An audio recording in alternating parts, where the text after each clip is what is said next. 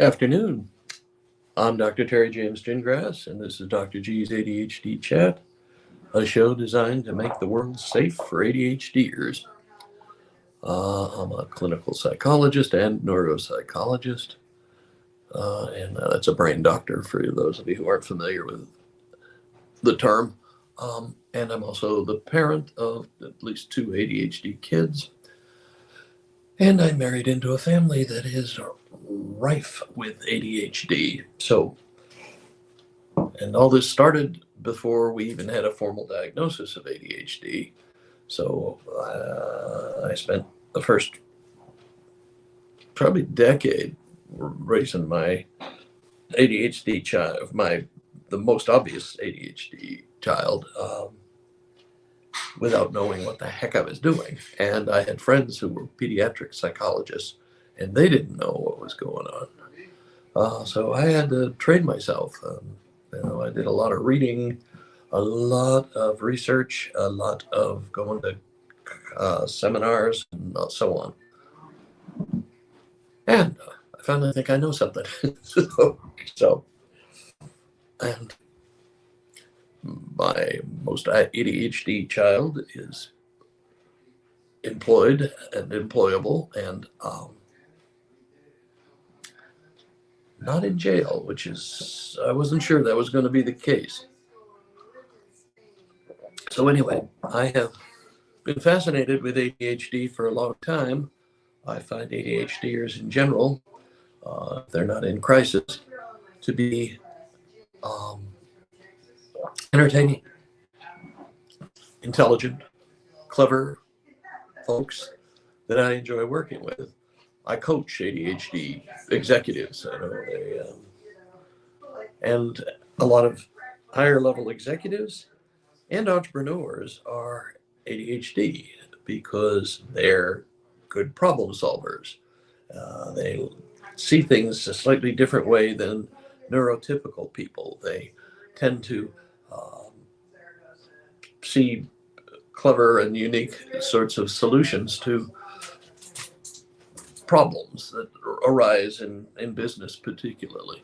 They also like to make decisions, and they do it quickly.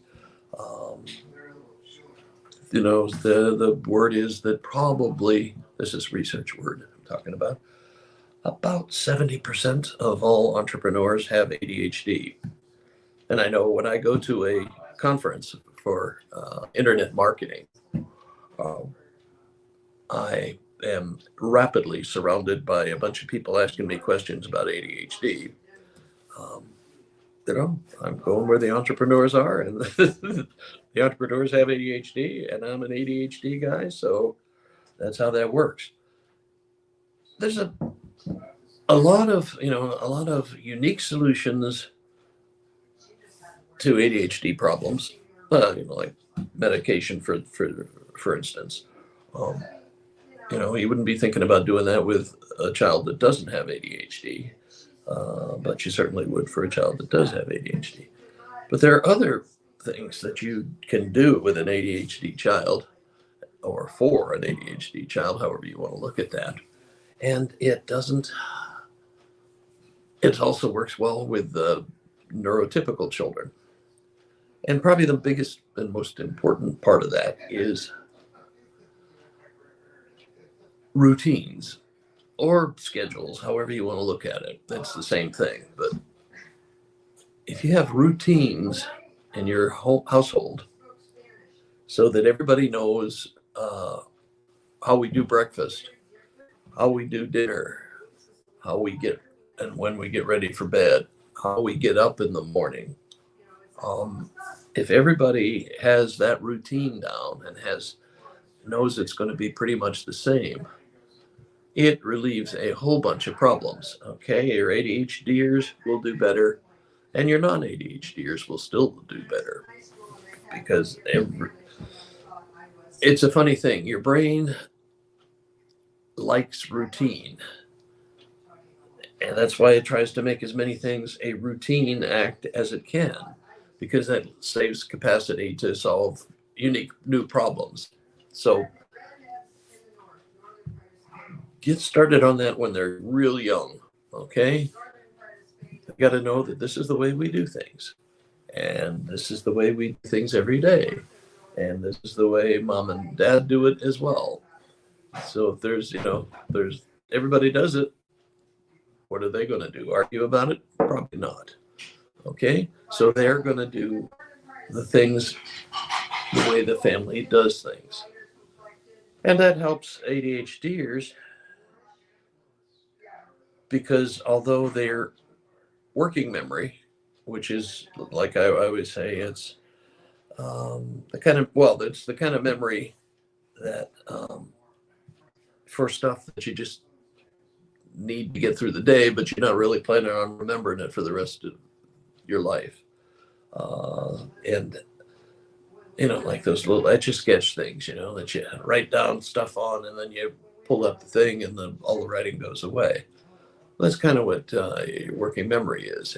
It gets you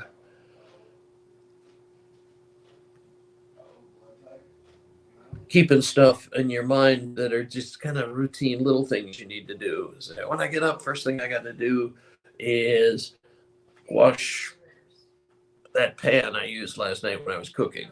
Something like that. It's not life and death stuff usually. It's just, but ADHDers are terrible at that. Okay, they will forget in a heartbeat if you just tell them to do something. Hey, I want you to go to your room, pick up the laundry, make your bed, and hang up the fresh laundry. You'd be lucky if they do one of those completely, okay? Because it goes away. They don't remember it. It's not that they're being, disrespectful or any of that stuff. So don't do that to them. Don't blame it for your uncertainty, which is mostly what that is. Do it so that they've got a chance of remembering it. And the most obvious thing you got to do with that is externalize it. Okay, that there's a company Canadian company called Easy Daisies, and they make these little checklist things. They're bright colored, and they hang on the wall. So it has the morning routine. Get up, make bed, brush teeth, change clothes, put on clothes, whatever, and so on. And you just move a little. I think it's made out of metal, so it's a magnet that you move when you've done it, so that you can keep track of each task. You don't have to memorize it, but if you do it over and over and over again, eventually you will memorize it. It'll be incorporated into your life, and that's a good thing. Okay, so the thing about routine is it kind of bypasses working memory. It goes into short-term memory and then long-term memory. This is the way we do this in our family. And that's what you're trying to build in. So figure out what the routine is. You and your spouse need to what are we going to do every day for getting up out of bed? How are we going to do that? And write it down for yourselves. And because you may have some problems with working memory too. You write it down, and then you decide how you want to present it. You could make a little poster for every room, every bedroom, so they know when they first wake up, what do I need to do? But, the good thing is if you start this early enough, you'll be at the point where they're little, they're just starting to learn to do things for themselves.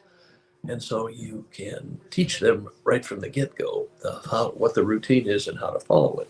And don't deviate. Just do the same thing every day. Every morning we do this, we do this, we do this, we do this. And you're patient because they're going to make mistakes first. Or they're going to, for a while, they might object to it. But just keep going, keep plugging along. This is just the way we do stuff. It'll make it easier for you, promise. And just keep doing that.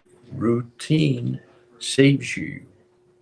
If you've got a routine, life is much easier. My life is under control, uh, and that's what you want. That's what we all kind of want. We want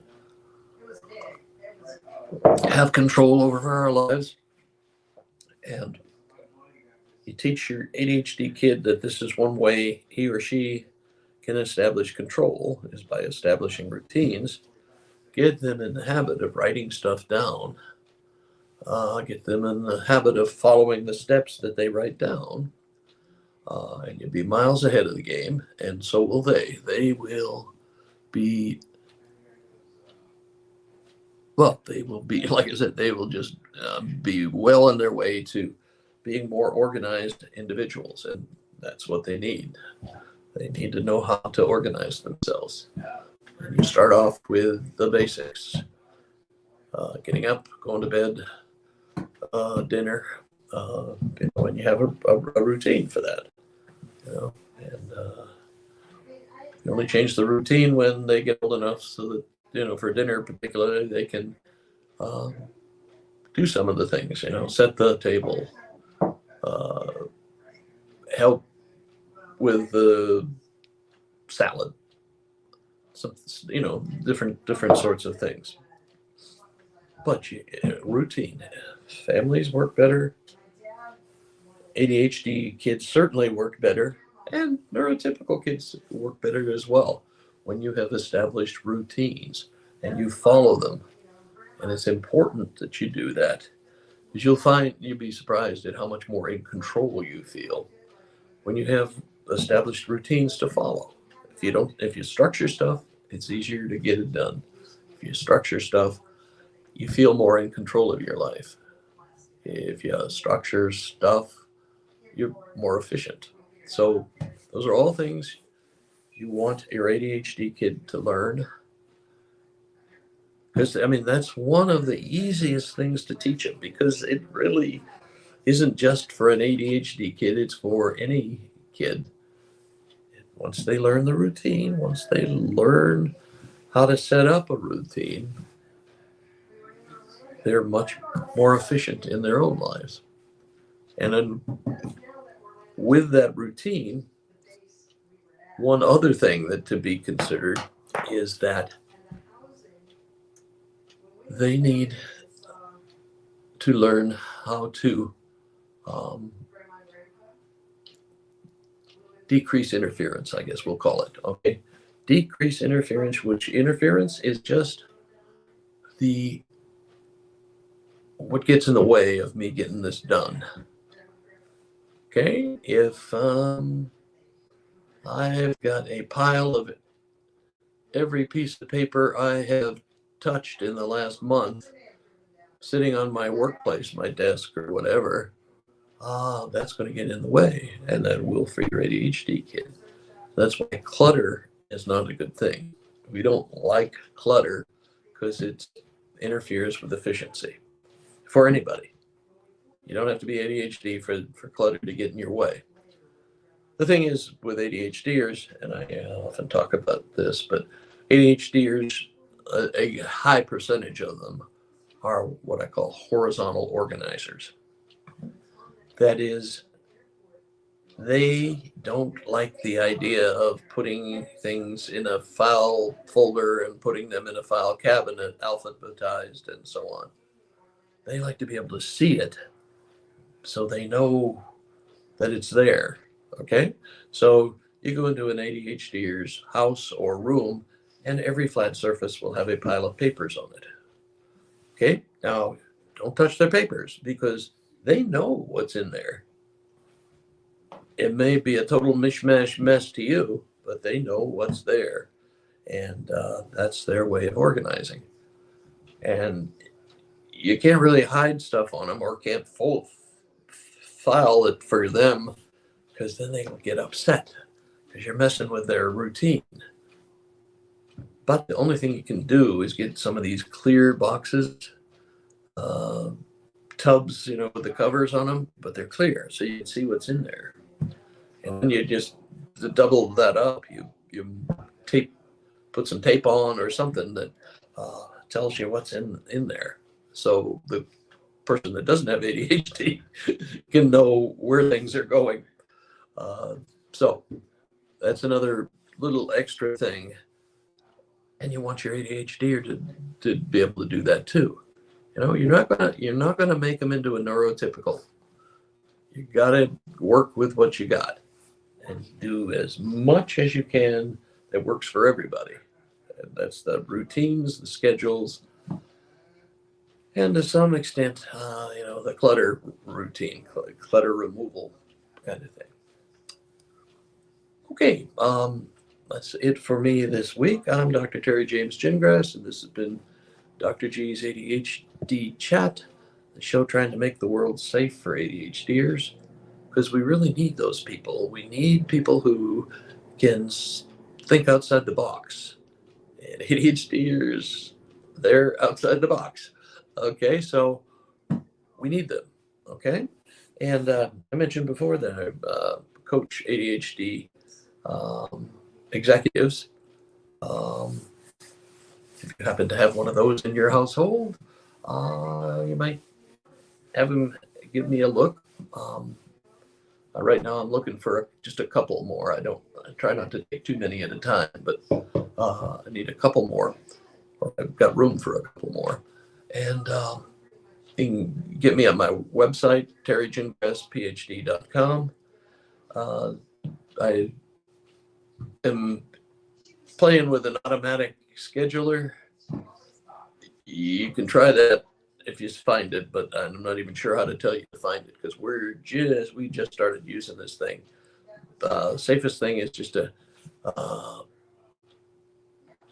email me at my website, and we will take care of business that way. terrygingrasphd.com. Okay, I will see you next time. And if you have any suggestions for topics to cover, questions, any of that sort of stuff, you can do that somewhere down there, and I'll try to get back to you, or I'll do a whole show on what you suggest. Okay, thank you very much, and we will see you later.